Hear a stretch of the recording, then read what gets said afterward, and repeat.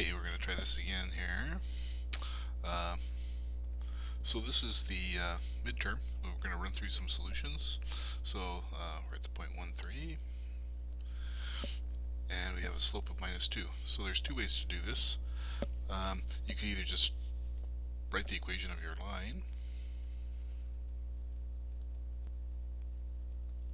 and then plug in 1.3, right? But notice that you're going to be adding 3 to -2 times 0.6, right? Or 0.3, so that gives you a minus 0.6. So you're starting at 3 and you're dropping by 0.6, and so you get 2.4 for your estimate. Okay, next one is just going to be a composition problem. So if you're not sure where to start, think about if you were to plug in a value for x, right? What's the first operation? That is going to be your h, so h is going to be the sine of x. Then the second operation is 1 plus that, so g is 1 plus x. And then your f will be the last operation, which is the square root of x. Good. Now we have log base 9 equals 3/2 here, so we take, remember the rule there is to take your base to the exponent equals x. So 9 to the 3/2 equals x. And then the 1/2 power here is the square root, so that's 3 cubed here. So you could write that x is 27. Probably the fastest way to do part B is to take the log base 4 of both sides. So when you do that, the left side becomes just 3x minus 1. The other side becomes log base 4 of 5. Right, and then you just add 1, divide by 3, and there's your x. Next one. Well, you can think of that as 3 times log base 3 of x squared equals 9. Right, and so, or, really, you could just look at this and say 9 is 3 squared, so that means that 2 log base 3 of x, the power on this side, has to be equal to the power on that side, right? And so then you can see that you could write log base 3 of x is equal to 1, so 3 to the 1 power equals x. Good. This one is a little tricky. If you think about where your sine is equal to minus 0.4, it's either here or here, right? Because our sine is the y-coordinate. So if I plug this into my calculator, arcsine of minus 0.4 is equal to x, that means that x is going to be a negative number, and the negative number is going to be this number. Okay, so this is the number x here. Okay, so thinking of x as minus alpha for a second, where alpha is a positive number, then it's probably easier to think about the computations here. So to get this number between 0 and 2 pi, we would just add 2 pi to that. So one solution then is going to be 2 pi minus alpha. And then the second solution is going to be this one, where we go across here and then we add alpha to that. Okay, so that's going to be pi plus alpha.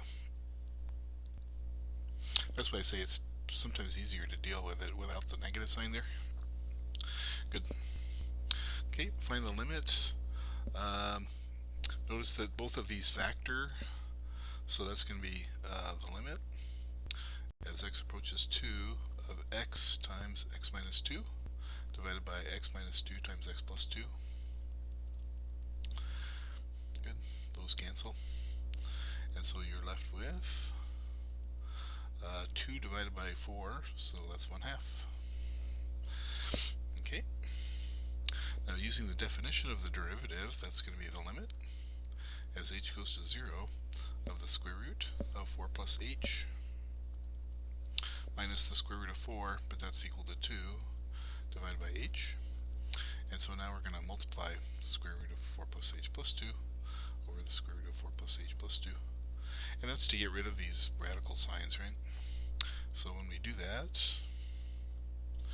the numerator becomes the square root of 4 plus h squared, which is just 4 plus h, and then this side becomes minus 4, and then the middle terms cancel each other out, and so that's why things work out so nicely. Okay, so now the 4's cancel, and now the h's cancel, and we still have a 1 there, right? Oop. We still have a 1 there.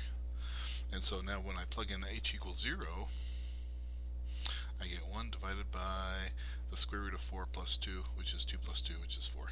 Oops. Good. Alright. Now for this graph, we want to focus on negative 1 and 0 and 1. So p of negative 1 is 1, so we know that the point goes through there. But the limit is equal to 0, so therefore the limit is approaching 0, something like that maybe. And then p of 0 equals 1. P prime of 0 is negative 1, so it comes down like that. And then the second derivative is positive, so it's also concave up. So you could sketch something like that maybe, and then kind of connect these dots, or connect these curves up. Okay. And then the last one is p is continuous at x equals 1 but not differentiable there. So you might draw a pointy edge there at 1. Good. Alright, so again, so those were, we were considering this point right here, then this point right here, and then this point right here, and then however you want to connect those up is up to you. Good. Alright, so now it says sketch a right triangle with angle theta, and the length of the side adjacent is x.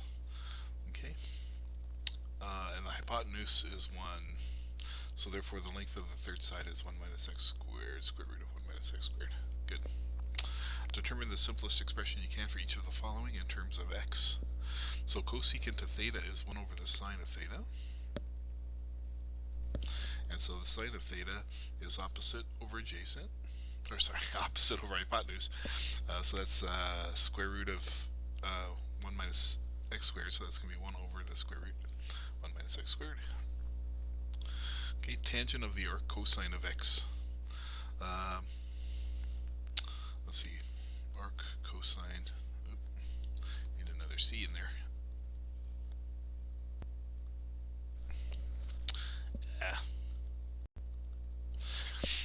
So this is x over 1, right? So x over 1, so adjacent, so that's going to be theta, I believe, right? And so, again, that's saying that the cosine of theta is equal to x. And so now we're just going to find the tangent of theta. So the tangent is opposite over hypotenuse. Good. Alright. And so now we're just working through a few of these trig functions here. Sine of 5 pi over 6, where is 5 pi over 6? 5 pi over 6 is over here, right? On the unit circle. And so this was originally pi over 6. And so the coordinate of pi over 6 is going to be square root of 3 over 2 comma 1 half, right? Ugh. You can't read that. Square root of 3 over 2 1 half. And so what's the coordinate of this point? You're just going to take the x coordinate and take minus the square root of 3 over 2, right? 1 half. Good. So therefore, what's the sine of 5 pi over 6? Sine of 5 pi over 6 is the 1 half, and then the arc sine of 1 half is going to be positive pi over 6, so this is going to be pi over 6. Okay, let's see, cotangent of 2 pi over 3, we can use the same thing here, that 2 pi over 3 is over here, and so pi over 3 is over here. And now, what do we want? Cotangent of 2 pi over 3. Oh, by the way, what are the coordinates here? We just reverse those, right? 1 half comma square root of 3 over 2.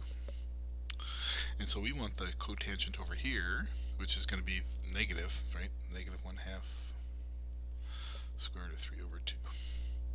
Okay, and so if we want the cotangent of that, that's 1 over the tangent. Tangent is opposite over adjacent, so it's going to be adjacent, or maybe we'll just do it in terms of the sine and cosine. The tangent is sine over cosine, which would be the square root of 3, so this would be 1 over the square root of 3. So with a negative sign there, it's minus 1 over the square root of 3. Good. Now we want to take the cosine of the arc sine of 1/2. It looks like it's going to be right there, right? So if our sine is 1/2, then our angle is pi over 6, and so this is cosine of pi over 6, which is square root of 3 over 2. Okay, good. Finally, for an expression of this form, the amplitude is going to be the absolute value of that minus 3, which is positive 3. The midline is going to be at y equals 6, because it started at the origin and the whole thing just shifted up by 6. And then the period is 2 pi divided by whatever the number there is, 5. Good.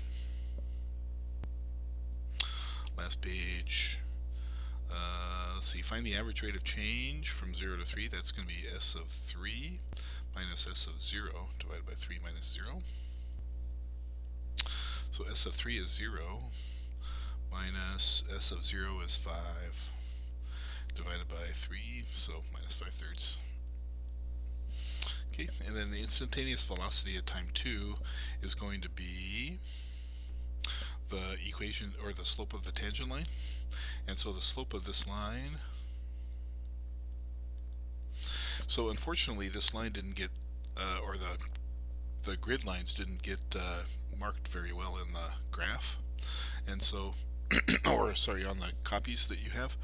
But from this graph you can see, for example, from here to here, that the slope is going to be down 2 and over 1, so it's going to be negative 2 is the slope. Okay, and now what are our units? S of t is probably in feet and seconds, so minus 2 feet per second. Equation of the tangent line, so that's at the point 23,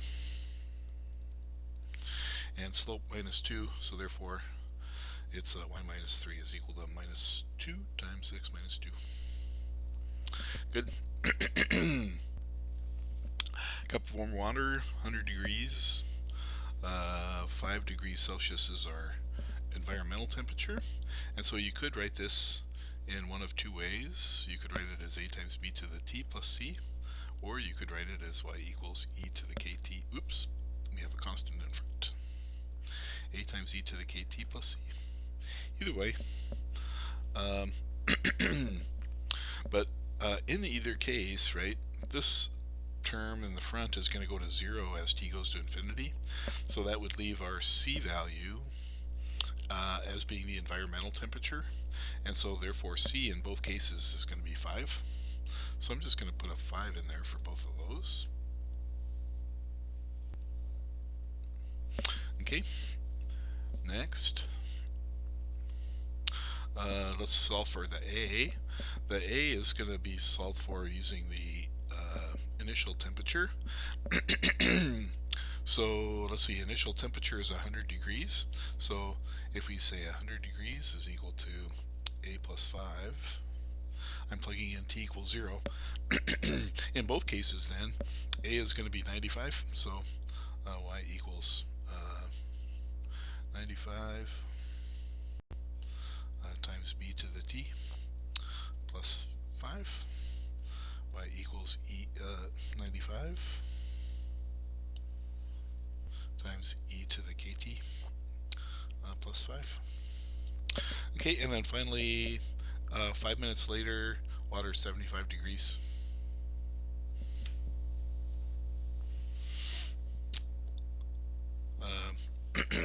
I'm just realizing I don't think this is the same. Oh well, let's finish this one up. Excuse me. 75 equals 95 times b to the how much time? 5 minutes plus 5. So you could solve that for b, or you could solve, gosh, I needed a cup of coffee. 5 times k up here plus 5. So you could also solve that for k. Okay, so once you do that, it's all finished.